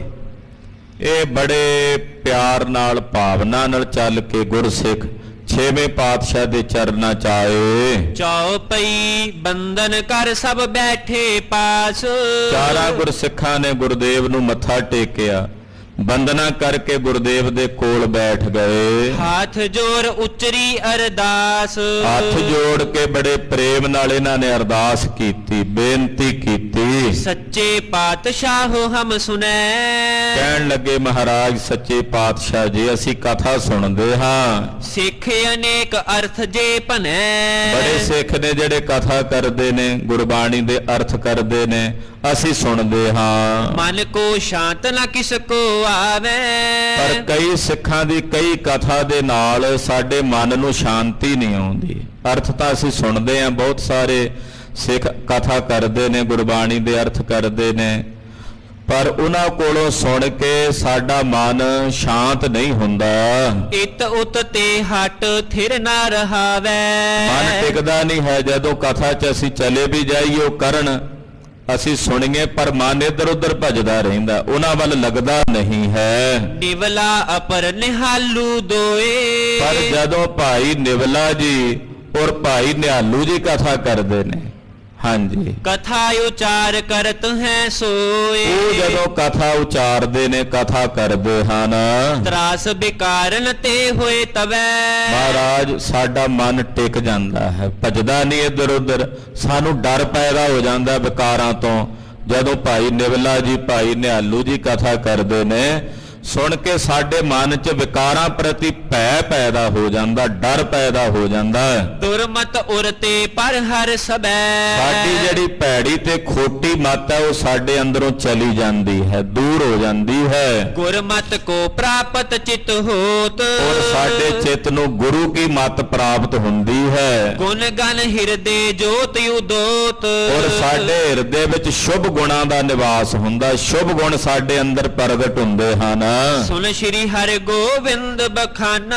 ਮਹਾਰਾਜ ਸਾਨੂੰ ਹੈਰਾਨੀ ਇਸ ਗੱਲ ਦੀ ਹੈ ਵੀ ਕਥਾ ਤਾਂ ਹੋਰ ਵੀ ਸਿੱਖ ਕਰਦੇ ਆ, ਉਹ ਜਦੋਂ ਕਰਦੇ ਆ ਉਦੋਂ ਸਾਡਾ ਮਨ ਵੀ ਨਹੀਂ ਟਿਕਦਾ, ਅਸੀਂ ਮਸਾ ਟਾਈਮ ਪਾਸ ਕਰਦੇ ਇੱਧਰ ਉੱਧਰ ਪਾਸੇ ਵੱਟ ਕੇ ਆ ਜਾਂਦੇ ਆ। ਪਰ ਜਦੋਂ ਭਾਈ ਨਿਵਲਾ ਜੀ, ਭਾਈ ਨਿਹਾਲੂ ਜੀ ਕਥਾ ਕਰਦੇ ਆ ਮਹਾਰਾਜ, ਉਦੋਂ ਮਨ ਇੰਨਾ ਟਿਕ ਜਾਂਦਾ ਪਤਾ ਹੀ ਨਹੀਂ ਲੱਗਦਾ ਕਿ ਨਾ ਮਨ ਸੱਜੇ ਖੱਬੇ ਜਾਂਦਾ, ਮਨ ਨੂੰ ਸ਼ਾਂਤੀ ਮਿਲਦੀ ਹੈ, ਹਿਰਦੇ ਨੂੰ ਟਿਕਾ ਮਿਲਦਾ, ਭੈੜੇ ਵਿਕਾਰ ਜਿਹੜੇ ਉਹਨਾਂ ਤੋਂ ਡਰ ਪੈਦਾ ਹੋ ਜਾਂਦਾ। ਮਹਾਰਾਜ ਐਸਾ ਕਿਉਂ ਹੁੰਦਾ? ਕਥਾ ਤਾਂ ਉਹ ਵੀ ਕਰ ਰਹੇ ਨੇ, ਉਹ ਵੀ ਕਰ ਰਹੇ ਨੇ, ਪਰ ਭਾਈ ਨਿਵਲਾ ਜੀ ਨਿਹਾਲੂ ਜੀ ਜਦੋਂ ਕਰਦੇ ਆ ਉਦੋਂ ਸਾਡਾ ਮਨ ਟਿਕ ਜਾਂਦਾ ਹੈ। ਅੰਮ੍ਰਿਤ ਸਤਿਗੁਰ ਸ਼ਬਦ ਮਹਾਨਾ। ਜਿਵੇਂ ਪਾਤਸ਼ਾਹ ਗੁਰੂ ਹਰਗੋਬਿੰਦ ਸਾਹਿਬ ਜੀ ਬੋਲੇ, ਕਹਿਣ ਲੱਗੇ ਭਾਈ ਸਿੱਖੋ, ਗੁਰਬਾਣੀ ਜਿਹੜੀ ਹੈ ਨਾ, ਸਤਿਗੁਰਾਂ ਦੇ ਜੋ ਸ਼ਬਦ ਨੇ ਇਹ ਅੰਮ੍ਰਿਤ ਹੈ। ਹਾਂਜੀ, ਬਖਤਾ ਮਹਿ 14 ਗੁਣ ਹੋਏ। ਗੁਰਬਾਣੀ 'ਚ ਨਹੀਂ ਕੋਈ ਕਮੀ। ਜੇ ਕੋਈ ਕਹੇ ਵੀ ਗੁਰਬਾਣੀ 'ਚ ਕੋਈ ਕਮੀ, ਵਕਤੇ 'ਚ ਹੋ ਸਕਦੀਆਂ ਨੇ। ਪਾਤਸ਼ਾਹ ਕਹਿੰਦੇ ਜਿਹੜਾ ਕਥਾ ਕਰਨ ਵਾਲਾ ਵਕਤਾ ਹੈ, ਵਕਤਾ ਕਹਿੰਦੇ ਜਿਹੜਾ ਕਥਾ ਕਰੇ ਉਹਨੂੰ ਵਕਤਾ ਕਹਿੰਦੇ, ਬੋਲਣ ਵਾਲੇ ਨੂੰ। ਉਹ ਵਕਤੇ ਦੇ ਵਿੱਚ ਜੇ 14 ਗੁਣ ਸੰਪੰਨ ਹੋਣ, 14 ਹੀ ਸਰੋਤਿਆਂ 'ਚ ਹੁੰਦੇ ਤੇ 14 ਹੀ ਵਕਤੇ 'ਚ ਹੁੰਦੇ, ਤੇ ਜੇ 14 ਗੁਣ ਵਕਤੇ ਦੇ ਅੰਦਰ ਹੋਵਣ, ਗਿਆਨ ਪਾਏ ਤਿਸ ਤੇ ਸੁਨ ਕੋਏ। ਉਹ ਜਦੋਂ ਕਥਾ ਕਰੇ ਤੇ ਜਦੋਂ ਸਰੋਤਾ ਉਹਦੇ ਕੋਲੋਂ ਸੁਣੇਗਾ ਉਹਦਾ ਮਨ ਟਿਕੇਗਾ, ਉਹਦਾ ਮਨ ਕਾਬੂ ਵਿੱਚ ਰਹੇਗਾ, ਉਹਨੂੰ ਗਿਆਨ ਦੀ ਪ੍ਰਾਪਤੀ ਹੋਵੇਗੀ। ਤਿਮ ਸਰੋਤਾ ਮੈਂ 14 ਗੁਣ ਹੋਵੇ। ਇਦਾਂ ਹੀ ਸਰੋਤੇ ਵਿੱਚ ਵੀ 14 ਗੁਣ ਹੋਣੇ ਚਾਹੀਦੇ ਹਨ। ਤੁਰਤ ਗਿਆਨ ਪ੍ਰਾਪਤ ਜੇ ਸੁਨ ਹੈ। ਕਹਿੰਦੇ ਜਿਹੜਾ ਸੁਣੇਗਾ ਉਹਨੂੰ ਤੁਰਤ ਫੁਰਤ ਹੀ ਗਿਆਨ ਦੀ ਪ੍ਰਾਪਤੀ ਹੋ ਜਾਏਗੀ ਸੁਣਦਿਆਂ ਹੀ। 14 ਗੁਣ ਹੀ ਵਕਤੇ ਵਿੱਚ ਨੇ, 14 ਹੀ ਕਥਾ ਸੁਣਨ ਵਾਲਾ। ਕਥਾ ਕਰਨ ਵਾਲੇ 'ਚ ਵੀ 14 ਗੁਣ ਹੋਣੇ ਚਾਹੀਦੇ ਆ, ਕਥਾ ਸੁਣਨ ਵਾਲਿਆਂ 'ਚ ਵੀ 14 ਗੁਣ। ਤੇ ਜੇ 28 ਗੁਣ ਪੂਰਨ ਹੋ ਗਏ ਵਕਤੇ ਤੇ ਸਰੋਤੇ ਦੇ, ਤੇ ਕਹਿੰਦੇ ਸੁਣਨ ਵਾਲੇ ਸਰੋਤੇ ਦੇ ਅੰਦਰ ਤਤ ਛਿਨ ਸੁਣਦੇ ਹੀ ਗਿਆਨ ਦੀ ਉਤਪਤੀ ਹੋ ਜਾਏਗੀ। ਮਾਫ ਕਰਨਾ, ਨਾ ਹੁਣ ਸਾਡੇ ਵਰਗੇ ਵਕਤਿਆਂ 'ਚ 14 ਗੁਣ ਰਹੇ ਤੇ ਨਾ ਸੁਣਨ ਵਾਲਿਆਂ ਵਿੱਚ 14 ਗੁਣ ਨਜ਼ਰ ਆਉਂਦੇ। ਕੋਈ ਵਿਰਲੇ ਵਿਰਲੇ ਵਕਤੇ ਹੋਣਗੇ, ਬੀਜ ਤਾਂ ਨਾਸ ਨਹੀਂ ਨਾ ਹੁੰਦਾ ਕਿ ਜਿਨ੍ਹਾਂ 'ਚ 14 ਗੁਣ ਵਕਤਿਆਂ 'ਚ ਵੀ ਹੋਵਣ, ਤੇ ਵਿਰਲੇ ਹੀ ਸਰੋਤੇ ਹੁੰਦੇ ਜਿਨ੍ਹਾਂ 'ਚ 14 ਦੇ 14 ਗੁਣ ਹੋਵਣ। ਇਹ ਕਥਾ ਸਾਨੂੰ ਸਾਰਿਆਂ ਨੂੰ, ਵਕਤਿਆਂ ਨੂੰ ਵੀ ਔਰ ਸਰੋਤਿਆਂ ਨੂੰ ਵੀ ਸੁਣ ਕੇ ਗ੍ਰਹਿਣ ਕਰਨੀ ਚਾਹੀਏ, ਜਿਹੜੀ 6ਵੇਂ ਪਾਤਸ਼ਾਹ ਹੁਣ ਦੱਸਣ ਲੱਗੇ ਜਿਹੜੇ 14 ਗੁਣ। 6ਵੇਂ ਪਾਤਸ਼ਾਹ ਗੁਰੂ ਹਰਗੋਬਿੰਦ ਸਾਹਿਬ ਕਹਿੰਦੇ ਵੀ ਦੋਨਾਂ ਪਾਸੇ ਹੋਣੇ ਚਾਹੀਦੇ ਨੇ 14 ਗੁਣ। ਹਾਂਜੀ, ਜੇ ਗੁਣ ਹੋਏ ਨਾ ਦੋਨੋਂ ਮਾਹੀ। ਕਹਿੰਦੇ ਜੇ ਦੋਨਾਂ ਦੇ ਵਿੱਚ 14 ਦੇ 14 ਗੁਣ ਨਾ ਹੋਵਣ, ਤੂਰਨ ਗਿਆਨ ਸੋ ਪ੍ਰਾਪਤ ਨਾਹੀ। ਕਹਿੰਦੇ ਫਿਰ ਗਿਆਨ ਦੀ ਪ੍ਰਾਪਤੀ ਨਹੀਂ ਹੁੰਦੀ, ਫਿਰ ਤੂਰਨ ਛੇਤੀ ਗਿਆਨ ਦੀ ਪ੍ਰਾਪਤੀ ਨਹੀਂ ਹੁੰਦੀ। ਜੇ ਇੱਕ ਬਖਤਾ ਮਹਿ ਪੀ ਹੋਏ। ਕਹਿੰਦੇ ਚਲੋ ਮੰਨ ਲਓ ਵੀ ਸਰੋਤੇ ਵਿੱਚ ਨਹੀਂ ਵੀ ਹਨ 14 ਗੁਣ, ਕੱਲੇ ਵਕਤੇ 'ਚ ਹੀ ਹੋਣ ਜਿਹੜਾ ਕਥਾ ਕਰਦਾ, ਉਹਦੇ ਵਿੱਚ ਹੀ 14 ਗੁਣ ਹੋਵਣ।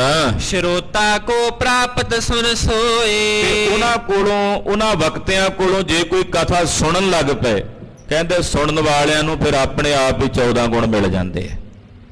ਜੇ ਮੰਨ ਲਓ ਸਰੋਤਿਆਂ ਵਿੱਚ ਨਹੀਂ ਵੀ ਹਨ 14 ਗੁਣ, ਵਕਤੇ ਵਿੱਚ ਤਾਂ ਜ਼ਰੂਰੀ ਹੋਣੇ ਚਾਹੀਦੇ ਆ। ਜਦੋਂ ਵਕਤੇ ਵਿੱਚ 14 ਗੁਣ ਹੋਣਗੇ, ਕਥਾਕਾਰਾਂ ਵਿੱਚ 14 ਗੁਣ ਹੋਣਗੇ, ਤੇ ਸੁਣਨ ਵਾਲਿਆਂ ਵਿੱਚ ਆਪਣੇ ਆਪ 14 ਗੁਣ ਵਸ ਜਾਣਗੇ, ਉਹਨਾਂ ਨੂੰ ਵੀ ਪ੍ਰਾਪਤ ਹੋ ਜਾਣਗੇ। ਪੂਜਨ ਕਰੇ ਗੁਰੂ ਗੁਣ ਜੇਈ। ਮਹਾਰਾਜ ਸੱਚੇ ਪਾਤਸ਼ਾਹ ਨੇ ਜਦੋਂ ਇਹ ਗੱਲ ਕਹੀ ਤੇ ਸਿੱਖਾਂ ਨੇ ਆਖਿਆ, ਮਹਾਰਾਜ ਆਪ ਜੀ ਨੇ 14 ਗੁਣ ਤਾਂ ਦੱਸ ਦਿੱਤੇ, ਪਰ ਇਹ ਹੈਣ ਕਿਹੜੇ ਕਿਹੜੇ ਇਹ ਤਾਂ ਸਾਨੂੰ ਨਹੀਂ ਪਤਾ। ਹਾਂਜੀ, ਹਮ ਕੋ ਬਰਨ ਸੁਣਾਵੋ ਤੇਈ। ਮਹਾਰਾਜ ਇਹਨਾਂ ਦਾ ਵਰਣਨ ਕਰਕੇ ਵੀ ਸੁਣਾਓ ਸਾਨੂੰ। 14 ਦੇ 14 ਗੁਣ ਵਕਤੇ ਦੇ ਤੇ 14 ਹੀ ਸਰੋਤੇ ਦੇ, ਉਹਦੀ ਵਿਆਖਿਆ ਕਰਕੇ ਵੀ ਸਾਨੂੰ ਦੱਸੋ। ਕਿਰਪਾ ਕਰੋ ਸੇਵਕ ਨਿਜ ਜਾਨ।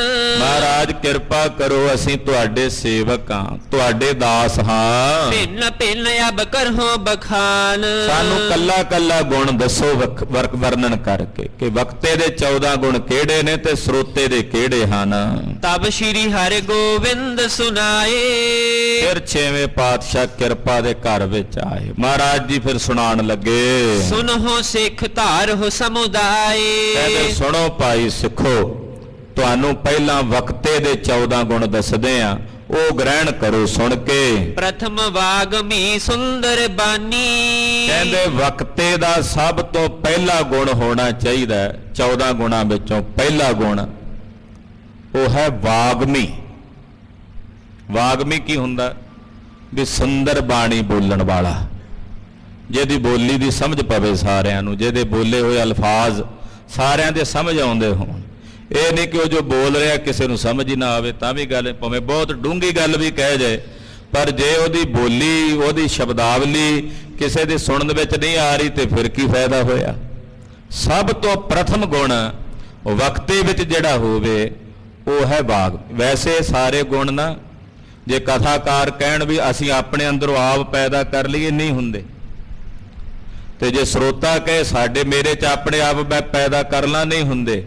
ਇਹ ਜਿੰਨੇ ਵੀ ਗੁਣ ਨੇ ਪਰਮੇਸ਼ਰ ਦੀ ਦਾਤ ਹੈ, ਅਕਾਲ ਪੁਰਖ ਦੀ, ਜਿਹਨੂੰ ਬਖਸ਼ਣੀ ਆ ਉਹਨੂੰ ਮਿਲ ਜਾਣੀ ਹੈ। ਇਸ ਕਰਕੇ ਸਾਨੂੰ ਮਹਾਰਾਜ ਜੀ ਨੇ ਅਰਦਾਸ ਬਖਸ਼ੀ ਹੈ ਕਿ ਗੁਰੂ ਅੱਗੇ ਅਰਦਾਸ ਕਰਨ ਵਕਤੇ ਵੀ ਤੇ ਸਰੋਤੇ ਵੀ, ਮਹਾਰਾਜ ਕਿਰਪਾ ਕਰਕੇ ਸਾਨੂੰ ਇਹ 14 ਦੇ 14 ਗੁਣ ਬਖਸ਼ ਕੇ ਨਵਾਜੋ। ਵਕਤੇ ਕਹਿਣ ਮਹਾਰਾਜ ਸਾਨੂੰ 14 ਗੁਣ ਵਕਤਿਆਂ ਵਾਲੇ ਬਖਸ਼ੋ, ਸਰੋਤੇ ਬੇਨਤੀ ਕਰਨ ਅਰਦਾਸ ਕਰਨ ਮਹਾਰਾਜ ਸਾਨੂੰ 14 ਗੁਣ ਸਰੋਤਿਆਂ ਵਾਲੇ ਬਖਸ਼ੋ। ਗੁਰੂ ਸਾਹਿਬ ਬਖਸ਼ਿਸ਼ ਕਰਦੇ ਆ, ਸਤਿਗੁਰਾਂ ਦੇ ਖਜ਼ਾਨੇ 'ਚ ਸਾਰਾ ਕੁਝ ਹੈ, ਪਰ ਬੇਨਤੀ ਕਰਕੇ ਸਾਨੂੰ ਮੰਗਣਾ ਨਹੀਂ ਆਉਂਦਾ। ਤੋ ਸਭ ਤੋਂ ਪ੍ਰਥਮ ਗੁਣ ਹੈ ਵਕਤੇ ਦਾ ਪਹਿਲਾ 14 ਗੁਣਾਂ 'ਚੋਂ, ਉਹ ਹੈ ਵਾਗਮੀ, ਜਿਹਦਾ ਮਤਲਬ ਹੈ ਚੰਗਾ ਵਕਤਾ ਹੋਵੇ। ਹਾਂਜੀ, ਬ੍ਰਿੰਦ ਸ਼ਬਦ ਕੇ ਪਦ ਲਓ ਜਾਨੀ। ਵਾਗਮੀ ਦਾ ਮਤਲਬ ਉਹਨੂੰ ਸ਼ਬਦਾਂ ਦੇ ਪਦ ਅਰਥਾਂ ਦਾ ਪਤਾ ਹੋਣਾ ਚਾਹੀਦਾ, ਵੀ ਕਥਾ ਕਰਨ ਵੇਲੇ ਉਹਨੂੰ ਇਹ ਪਤਾ ਹੋਵੇ ਵੀ ਆਹ ਸ਼ਬਦ ਦਾ ਕੀ ਅਰਥ ਹੈ। ਜਿਵੇਂ ਗੁਰਬਾਣੀ ਦੇ ਵਿੱਚ ਬਚਨ ਆਇਆ, ਹਸਤੀ ਸਿਰ ਜਿਉ ਅੰਕਸ ਹੈ, ਹਰਣ ਜਿਉ ਸਿਰ ਦੇ। ਹਸਤੀ ਕੀ ਹੈ, ਐਰਣ ਕੀ ਹੈ? ਹਸਤੀ ਦਾ ਮਤਲਬ ਹਾਥੀ, ਐਰਣ ਦਾ ਮਤਲਬ ਲੋਹੇ ਦਾ ਟੁਕੜਾ। ਉਹਨੂੰ ਪਦ ਅਰਥਾਂ ਦਾ ਬੋਧ ਹੋਣਾ ਚਾਹੀਦਾ ਜੋ ਗੁਰਬਾਣੀ ਵਿੱਚ ਆ ਰਹੇ ਨੇ, ਪਦ ਅਰਥਾਂ ਦਾ ਗਿਆਨ ਹੋਣਾ ਚਾਹੀਦਾ। ਇਹ ਪਹਿਲਾ ਗੁਣ ਹੈ ਵਕਤੇ ਦਾ। ਹਾਂਜੀ, ਸਰੋਤੇ ਜਿਤੇ ਤਿਤੀ ਤੁਨ ਕਰੈ। ਜਿੰਨੇ ਸਰੋਤੇ ਬੈਠੇ ਨੇ ਓਨੀ ਕੁ ਆਵਾਜ਼ 'ਚ ਬੋਲੇ। ਜੇ ਮੰਨ ਲਓ 5 ਬੰਦੇ ਬੈਠੇ ਆ ਕੋਲ ਤੇ ਓਨੀ ਕੁ ਆਵਾਜ਼ ਵਿੱਚ ਉਹਨਾਂ ਨਾਲ ਗੱਲ ਕਰੇ। ਜੇ ਦੂਰ 10, 50, 15 ਦੂਰ ਤੱਕ ਬੈਠੇ ਉਸ ਹਿਸਾਬ ਨਾਲ ਗੱਲ ਕਰੇ। ਅੱਜ ਕੱਲ ਤਾਂ ਚਿੰਕਾਂ ਮਾਰ ਮਾਰ ਕੇ ਸਾਡੇ ਕਈ ਢਾਡੀ ਸਿੰਘ ਇੰਨਾ ਉੱਚੀ ਬੋਲਦੇ ਆ ਵੀ ਸਮਝ ਨਹੀਂ ਆਉਂਦੀ ਵੀ ਕੀ ਕਹਿ ਗਏ।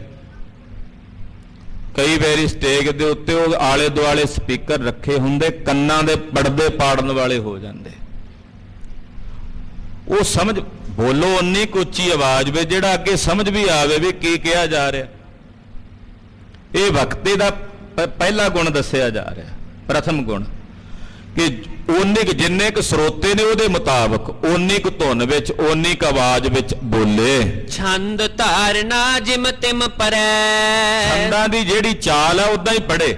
ਜਿਹੜੇ ਛੰਦ ਦੀ ਜਿਹੜੀ ਚਾਲ ਹੈ, ਗੁਰਬਾਣੀ ਦੇ ਸ਼ਬਦਾਂ ਦੀ ਜਿਹੜੀ ਛੰਤ ਨੇ, ਅਸ਼ਟਪਦੀਆਂ ਨੇ, ਸ਼ਬਦ ਨੇ, ਚੌਬੋਲੇ ਨੇ, ਸੋਲਹੇ ਨੇ, ਸਾਰਿਆਂ ਦੀ ਚਾਲ ਹੈ ਵੱਖੋ ਵੱਖਰੀ। ਉਹਨੂੰ ਗੁਰਬਾਣੀ ਦੇ ਸ਼ਬਦਾਂ ਦੀ, ਛੰਦਾਂ ਦੀ ਚਾਲ ਦਾ ਪਤਾ ਹੋਣਾ ਚਾਹੀਦਾ। ਇਹ ਪਹਿਲਾ ਗੁਣ ਹੈ ਵਾਗਮੀ, ਇਹਨੂੰ ਕਹਿੰਦੇ ਆ ਸਰੋਤੇ ਦਾ। ਉਹਨੂੰ ਪਤਾ ਹੋਣਾ ਚਾਹੀਦਾ ਸਵਈਏ ਦਾ ਉਚਾਰਨ ਕਿਵੇਂ ਹੋਣਾ, ਦੋਹਰਾ ਕਿਵੇਂ ਪੜ੍ਹਨਾ, ਉਹਦਾ ਉਚਾਰਨ ਉਹਦੀ ਛੰਦ, ਉਹਦੀ ਚਾਲ ਕੀ ਹੈ।